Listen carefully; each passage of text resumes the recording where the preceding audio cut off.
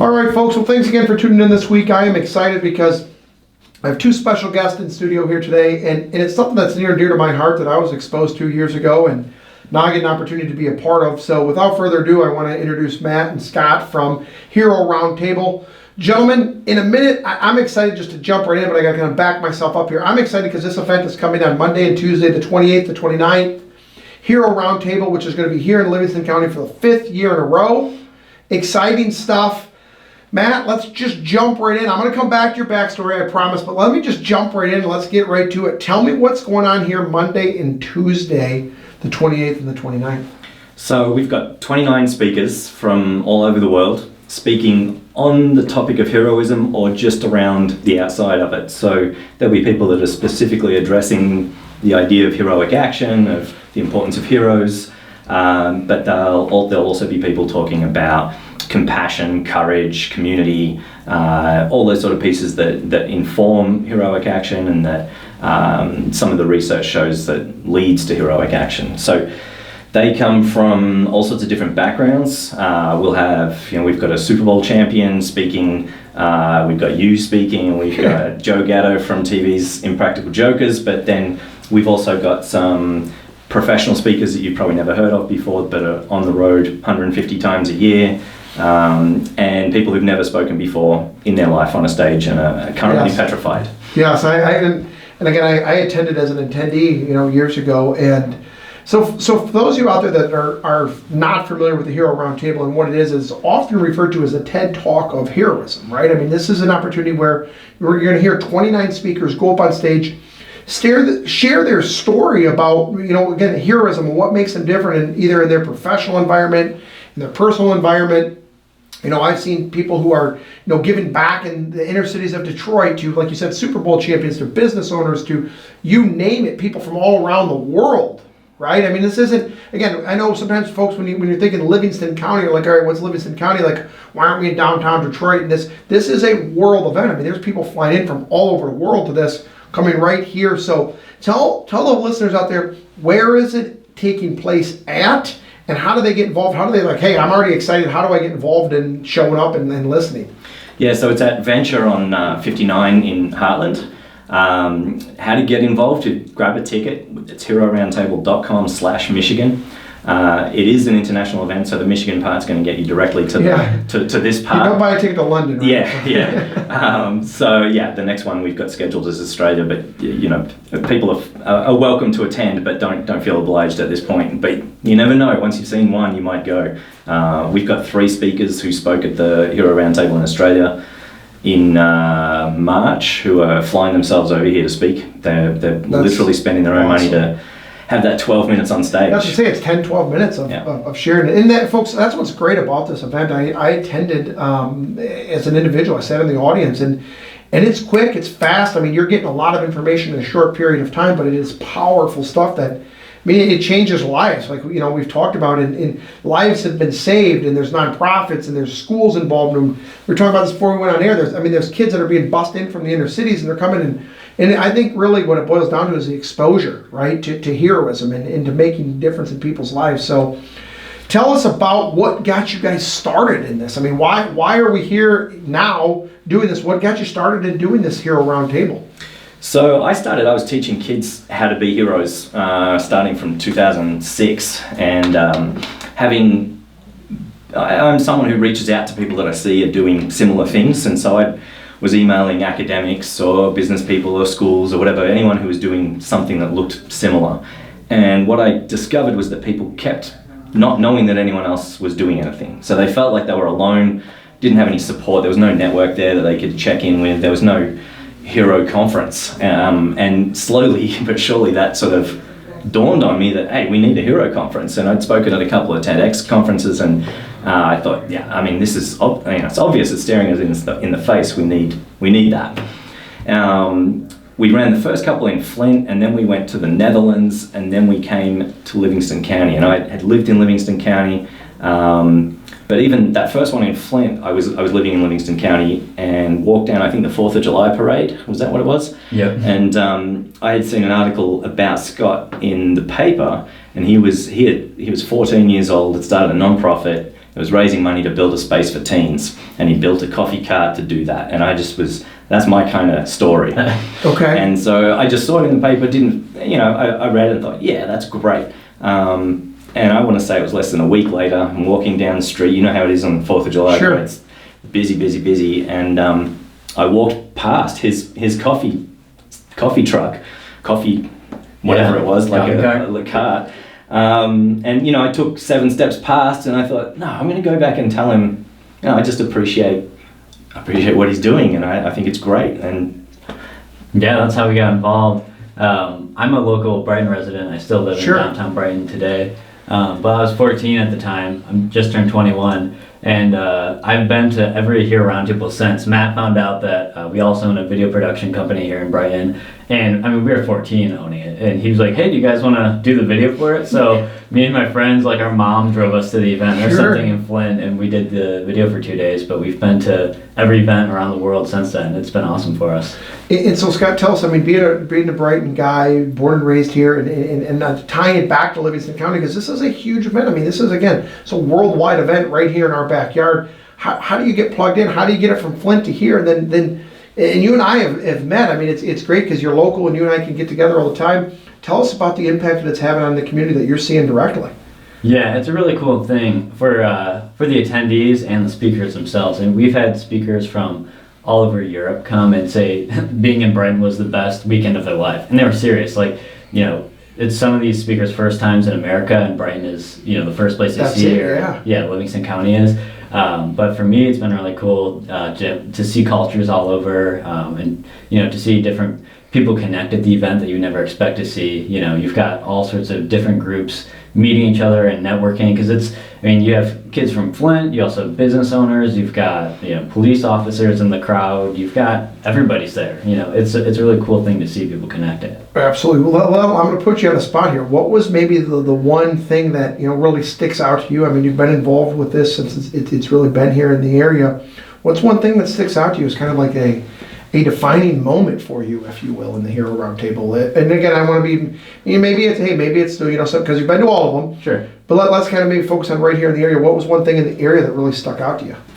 One thing in the area, I think it's just seeing this community come together to put this on. We've put this on all over, and sometimes it's, we'll have somebody in the Netherlands write a big check to put the event on, a big university or something, but here it really takes the whole community coming together, small businesses, hotels, the venue, the speakers, and it's not about money for anybody. It's everybody coming together to put this thing on, and that's a really cool thing for me to see, especially in my own hometown here. Sure, and I think that jumps out to me, because I think it is. It's a community. I mean, I've had other folks in the studio here recording, and it's a common thread in this area. It's like, and I don't want to call it tragedy, but when tragedy strikes in this area, it's like you don't have to look outside of our boundaries. I mean, this, and again, not that this is a tragedy, but it's like, okay, we have an opportunity to take a positive and shine a light on it, and the community's like, all right, well, here's a spotlight instead of a flashlight, right? And so when we look at this, and Matt, when you come in and you're in Flint, now you're in Livingston County, and again, what's been your experience? I mean, you've done this all over the world. What keeps driving you back? Because again, you guys could do this anywhere in the world. You do it anywhere in the world. Why are we here in Livingston County again? I mean, I see the smile on your face. What's going on with Livingston County? Well, it's funny because it's even more than that, because after touring Flint, we had a really fractious moment with the guy that was helping me organize it at the start, and it was dead in the water. And I had this choice to either stop doing it in the US and concentrate on Australia and Europe. And I thought, no, I'm going to do it. And I'd been living in Brighton up until that year, moved to Australia. And I thought, I know good people in Brighton. I know so many good people in Brighton. And it's not just Brighton, it's Heartland Schools. I've got a strong connection with people in Howell as well, and Pinckney. Used to work with them a lot as well. So I just knew that it had everything we needed. It's got world-class hotels, food. I mean, food, you can't walk 10 feet without bumping into a restaurant. And all the, that we had the videography with Scott, obviously. But I'll tell you, one of the things that sticks out to me is when we were in London, I needed to get posters printed. And trying to find a place to print posters in London was virtually impossible, because it was so big. You just couldn't work out where to go. And so here, I mean, it's just obvious. You know people, and you're like, oh, yeah, okay, we'll go over there. And it's all word of mouth. It's referrals. We don't need to worry about that. And so we say, you know, we need a venue. Oh, what about this one or this one or this one? Or we you know, we need T-shirts. Oh, and it's amazing. And people really come together. We work with PDQ for printing, and Kurt out there is just so. He bends over backwards. You know, I tell him, I'm going to have the program to you on Friday, and he knows that means the next Wednesday. Yeah. And he never says anything about it. He never says, hey, I thought it was Friday, right? Yeah. No, and that's our community. I mean, it's like I said, it's a spotlight, not a flashlight when we need those things. So what's that one thing, I'm going to put you on the spot now. What's that one thing that really sticks out to you? If somebody comes into your street and, you know, and we're eating dinner, you're eating dinner, and they hear this accent, and they look at you and say, hey, you're not from around here, what are you doing here? And you tell them here around table. They say, what's that? And what jumps out to you saying, okay, this is what here, this is your defining moment. Again, I know you started this and you brought it all in, but what's that one moment if you could be an attendee? Let me change your mindset of going from the guy who's putting this show on to you're in the audience. What's that defining moment for you? I think one of the things is access to people you wouldn't otherwise have access to. And that's the obvious example at the moment is Joe Gatto, who came 2 years ago to the one in Michigan and won't stay away. He asked me to come back and then asked me again. And nobody, like, I've just think they're in London right now, and they're in front of these massive arenas, O2 Stadium. I don't know, they must have 50,000 people. And I don't think people in Michigan quite get that if they come to the conference, they'll be hanging out with Joe Gatto for a day. Right. He's not hiding, he's in the audience. And we've had lots of people like that. We've had the guy who created Wolverine and half of the X-Men, and he was the editor of Watchmen, which I know a new show debuted last night on TV. He was here, you know, and nobody knew he was here except a handful of people that were at the Hero Roundtable. And I think that's what it's all about. Or that's one of the things it's all about, is that these people turn up because they know it's not just another, you know, it's not just Comic-Con and they turn up and they get paid and they sign, and disappear. It's that they're coming here. Certainly, they're not getting paid. They're coming because it's a thing that they want to do. It's that everyday hero, right? It's not like, hey, here's a hero. We're going to put him on a pedestal, and you guys can just look up there and wave. This is an everyday hero, right? And I think that gets back to the speakers that are going to be speaking there. These are everyday people, right? You can go out to eat, and again, we're right here in Livingston County. You may see them in Livingston County. You may see them in London. You may see them all over the world. I mean, these are people that direct, again. So I hear you loud and clear. It's, you know, it's the old saying of it's not what you know, it's who you know. Yeah, absolutely. Right? And that's the key. You know, I think that is the key, that the message is that anyone can be a hero. And whether that's doing something world changing, whether that's doing something small in your community, the message is you can. And there are examples of that, but there are also people that have studied it or have experienced it or whatever, sharing their knowledge as well. So you get that inspiration, and you know, we've got a 10-year-old from Livingston. No, he's not from Livingston County, but he's getting a lot of attention here.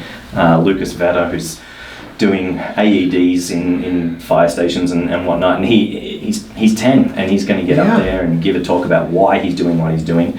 But we also have, you know, people who've done extraordinary things, you know, worldwide sort of things, and they'll be sharing the same stage, same table at lunch. That's the thing. Everyone's right there. They're at lunch, and you know, and again, some of the things that I looked at, you know, it's here. It says there's lives that are being saved. We're founding nonprofits. I remember I came one year. They're talking about here's the steps of how you do a nonprofit. Here's who you're going to need to connect to, and again, so we get back to this network, and it's like someone in the audience is going to have a calling to say, "This is me. I'm ready to raise my hand." But then you're like, then you get scared and intimidated. Okay, well, now what do I do? Well, here's your network. Go have lunch, and I always say that, like, find the person, sit next to them at lunch, and have a conversation. And then all of a sudden this relationship goes into, right, improved schools, corporate culture. I mean, walk us through all these things that you guys are impacting, if you will. Yeah, well, I think the big one that can get you tearing up is actually lives saved. So we've had 3 people who have been driving in their car and have seen an accident and had the normal sort of everyday reaction of I got to get where I'm going. One of them in particular was driving to Ann Arbor for crew practice, and she just drove past, and this is common for all 3 of them. They, in their brain, came, hang on, I was just at a hero training conference. What am I doing? I know that I need to go back because I know some people are not going to do anything. Some people are going to stop and not make a call and be confused. And so I'm going to go and do that. And they did. And 3 times gave CPR and saved a life. Yeah. Yeah, so there's that. There's non-profits. There's academic papers being written as well. I think one of the less obvious things or less promoted things that we do is there's an academic circle around this that are writing papers and publishing, half a dozen times a year and really leading the world's academic research on why people act heroically. That's the thing, right? It's not every day that, and we, use the term everyday hero, but yeah, somebody's driving by an accident or a majority of people, right? They're just going to look and say, okay, well, the person behind me will do it or the other person will do it. And again, that's an accident. This isn't everyday life. I mean, it's people sticking up for people. It's people helping people in all walks of life. So talk a little bit about the corporate culture, because I know I've heard a lot of phenomenal business speakers there too. Yeah, so I mean, we see this a lot today, probably more in the political sphere, but in corporate for the last 15 years, the idea of a whistleblower, someone who sees something that they know is wrong and says something about it. And it's unfortunate that that's such a rarity, right? So anyone at the top of a business would say that's what we want our culture to be. We want people to report wrongdoing. Right. We want but somewhere in the middle it gets muddled. Right. And the culture actually is no, you don't say something because you might lose your job or you don't know who's protecting that person or et cetera, et cetera. Yes. So that's a big component. Whether it is corruption, whether it's wrongdoing or negligence, whatever it might be, there's huge impacts within corporate and bullying too. I think we sometimes trick ourselves into thinking that bullying is a kid's thing, but it's a human thing. It is, and you see it all the time. And again, I think it's those people out there that they're going to be able to share their story on stage. You're going to share it with other people. You're going to have lunch. You're going to have conversations. You're going to network, and people can connect. And I know that there's relationships that I was years ago. I'm still, following these people, right? And you're able to do that. So Scott, when you and I got together a few weeks ago, we started talking about this, and we really saw. And again, my passion is of helping, the community, and again, there's that word again, right? Community of coming together, and children, and schools and stuff like that. How does somebody get involved if they're like, hey, this, they want to raise their hand? We talked about, sometimes there's some red tape you got to go through, right? When we have a school or something like that. How do they get involved? What do they need to do to reach out to you guys? Yeah, check out our website, HeroRoundtable.com. We've got tickets there. But thanks to sponsors like you, if there's somebody who just doesn't have the money to come, you sponsored some tickets to help people come. So if you guys, can't afford it, send us an email and, we can work something out. But for most people, just go to the HeroRoundtable.com. We've got tickets there. If you're a business or a restaurant or whatever and you want to partner with us, maybe it's too late this year, maybe not. Next year, we've got plans to be back. Absolutely. Yeah, connect with us because that's what it's all about. All right. We've got, I was going to say, Citizens Insurance is sending 20 of their staff. I think Heartland Insurance is sending staff as well. So in the last event we had in Australia, there was an accounting firm that had 30 people that came. Sure. And that stuff, that lasts a long time in your business. Right? I mean, you want those leaders. I mean, we all, as business owners, we all want leaders. And I mean, what better way than to surround them with leaders, quote unquote heroes, people that can educate themselves and get better. And so when we see that and we're able to do these things, as we continue, let's look into the future. I mean, we know we have this event coming up on the 28th and the 29th for you out there listening. It's not too late. I mean, we're not going to turn anybody at the door, right? I mean, show up. It starts bright and early. It goes all day. If you're like, hey, I can't get time off of work, show up at your lunchtime. I mean, get involved, right? I mean, again, here we are, community. Get involved, and you never know where this thing's going to take off from. So let's get right down to it. Why should somebody attend this? If we're there listening right now, they're thinking to themselves, well, I don't know if this is for me or not. Why should somebody come here and attend? Well, I think one of the things that we were educated on at the London event was a lot of people want to know about the demographics. And one of the speakers there, who's a successful business guy, he's a speaker now, he said, no, forget about that. You're going to focus on psychographics. And so he said you need to be telling people about the type of person they are and whether they should attend, not how old they are, right, what their job is, their income is, or whatever. So it's someone who knows that individuals can change the world. It's people who want to improve themselves. It's people who want to be part of something. I think that's another undervalued or undersold piece of our event. We've got a private Facebook group for anyone who's attended the event that people just communicate with each other during the year, and you know, they ask for support. And as you said, the speakers are in there, attendees are in there, and there's a real clear conversation there that you can access these people. And again, 80% of the speakers on there all the time, you know, are available. You know, there's definitely some speakers who we just don't hear from again for whatever reason. They're just not, it's just not their thing or whatever. Never expecting 100% to change their lives or have them join the club, but it is a group, and there's there's probably a dozen people who are coming only because they want to be with the gang. You know, it's not, and they know they're going to get value. Let's use the word again, community, right? It's their community. A community doesn't mean that, you know, get back to the demographics, not just like, hey, if you're Livingston County community, no, right? We're talking about bringing kids in from Genesee County, bringing people all over the world. This is now the community, right? Yeah. So it's people getting together, good people with the right mind, right? And I love that you say that, because it's not like someone's gonna be like, well, you can't be a hero, you're too old, right? Or you can't be a hero, you're only 14, right? I mean, we talked about that. Like, it's not like, oh, you can't be a hero, right? You live in this county. No, this is an opportunity for everybody to have. And I think, to directly answer your question on whether someone should come, if anything's, if you are the kind of person who comes to this event, you've already listened to this and you've already clicked and thought, this sounds like my kind of thing. You know, that's the prerequisite. If you listen to this kind of conversation, you're like, wow, I got to get there. Right, you're not just going next or clicking through. Yeah, if I need to hear this more. Is garbage, then you're probably not. Yeah, you don't come in. Right, you tune in next week, right? No, it's one of those things. Yes, it's going to connect and surround yourself, because you don't know when your time is, right? I mean, there's one thing in life, it's timing, right? If it's not now, maybe it's later. If it's not later, maybe it's going to be, you know, coming. So you know what, I can't thank you guys enough for what you're doing for our community, right? I keep going back to community. And this is unbelievable. We have a world-class event right here in our backyard. So, gentlemen, I can't thank you enough for being here. We look forward to continuing this relationship with you, continuing to have you back in Livingston County as a community member of Livingston County. Thank you guys very much. And for those of you out there, one more time, tell us, how do we find you? Because again, not only the Monday and Tuesday, but how do we find you for the entire year? Give us a website, maybe some Facebook stuff. How do we get in touch with you guys? Yeah, so heroroundtable.com for the website, /Michigan if you want the details on this 28th and 29th. We're on Twitter, Facebook, Instagram, year-round, posting stories, sharing stories, ideas, and obviously highlighting the next events. And just want to thank you as well for being all that you've been in this partnership. Thank you.